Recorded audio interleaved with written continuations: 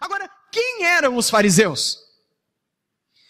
Os fariseus, irmãos, eram uma de 3 escolas de pensamento que tinha naquela época. Na Palestina, dos tempos de Jesus, segundo o historiador da época, chamado Flávio Joséfos.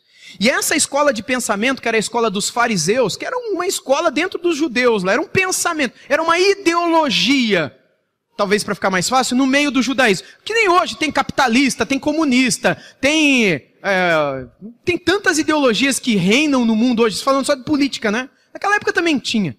A principal de todas era esse ramo do farisaísmo. E eles tinham uma influência muito forte na política, na religião, na sociedade.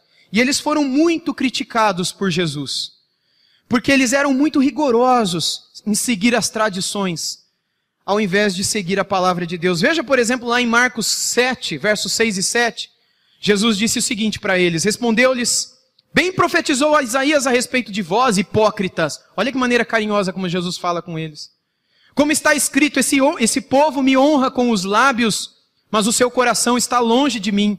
E em vão me adoram, ensinando doutrinas que são preceitos de homens. Estes eram os fariseus, irmãos. São estes que viam a si mesmos como melhores que os outros. E que criticam a Jesus por jantar com pessoas que eram de má fama na sociedade.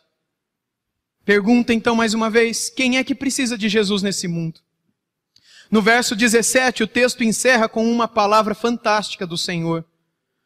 Tendo Jesus ouvindo isto, ouvindo o quê? A crítica dos fariseus. Ele respondeu, os sãos não precisam de médico, e sim os doentes. Eu não vim chamar justos, e sim pecadores.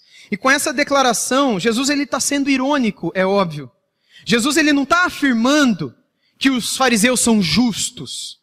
Ele não está afirmando que os judeus, os fariseus já são salvos e não precisam de médico, não é? Ou de médico para a alma de Salvador. Jesus simplesmente está apontando que o chamado ao arrependimento e a oferta do perdão são para aqueles que precisam. Ou seja, para pecadores conscientes do seu pecado.